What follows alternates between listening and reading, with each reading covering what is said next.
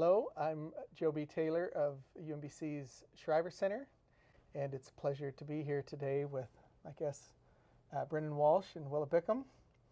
And this begins a series of 50th anniversaries of the pivotal year 1968. We have a chance to hear some of that story and to also just hear a little bit about the 50 years of work in Baltimore City and in the area. So how did you come here, and how was that a part of those times that you were swept up in that introduced you to each other and landed you in your home, which is the Viva House? So I'd love for you to tell that story. Well, I came here to be part of a community called Joseph House.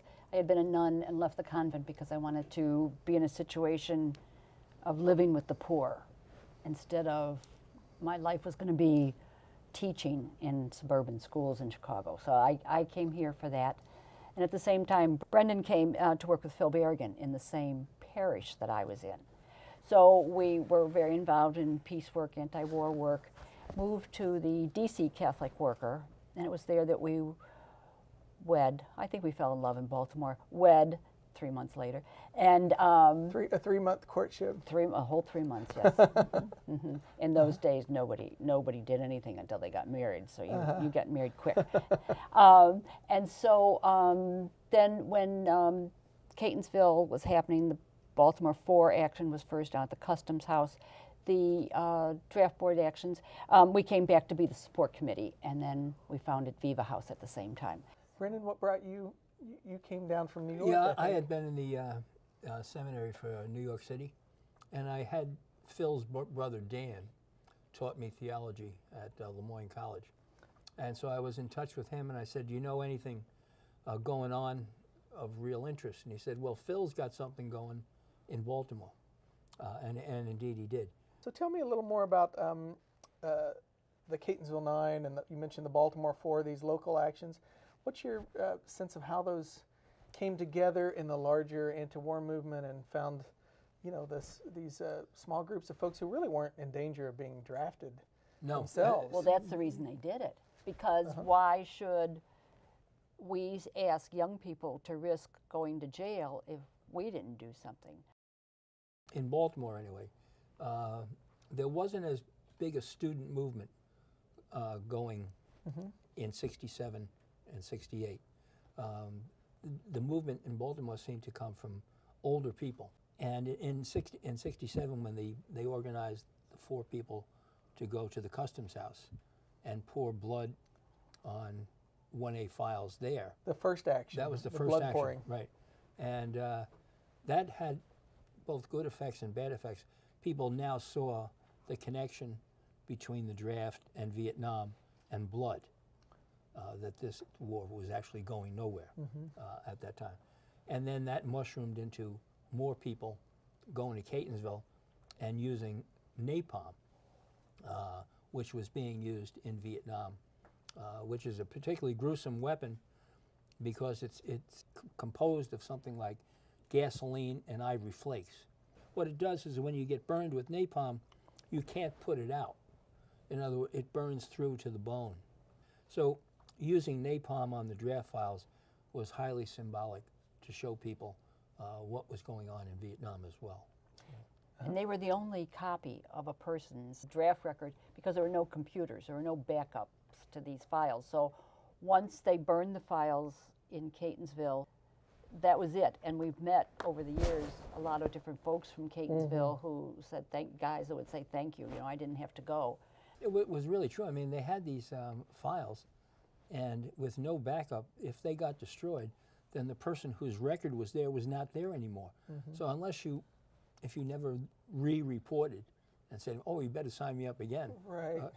Not too many people probably did. I don't think so, but tell me a little bit about how basically the idea of establishing Viva House, and then you've been here. You've celebrated 50 years of Viva House now too. Are you? Yeah, this year it is. So Viva House is a Catholic worker house of hospitality and resistance, and we started that 50 years ago. So we do a soup kitchen and a food pantry. People come by for help with their gas and electric bills, burials, evictions. We have a wonderful connection with lots of schools, Park School, Loyola, different ones give us all these groceries. UMBC too? Yeah. UMBC, of course, yes. And so we do that. That's the Works of Mercy and Resist the Works of War. In the first few years, we just let it be known that if you came by at 6 o'clock, there would be dinner for whoever came. And that worked, pretty well for a couple of years. We noticed that the number of people coming to the house had increased.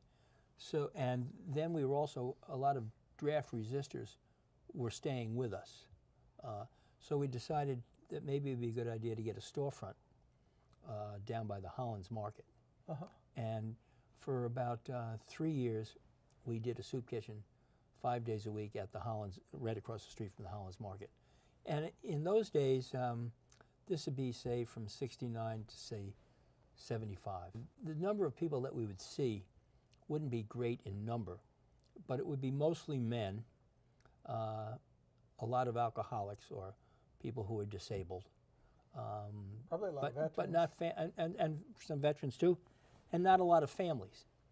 But when we got to the 80s, the number of women and children on the street really started to increase. And then they started blowing up public housing in the city, and eventually the government getting out of public housing. So we used the house as a temporary residence for women and children. And we had acquired another building right next to us for back taxes, and we made the two houses into the soup kitchen. Knocked out a wall between them. And so the whole first floor of two houses is used for the soup kitchen and a food pantry. The difference being in the soup kitchen, people eat the meal at the house, a hot meal, and the food pantry, people take home canned goods to cook for themselves.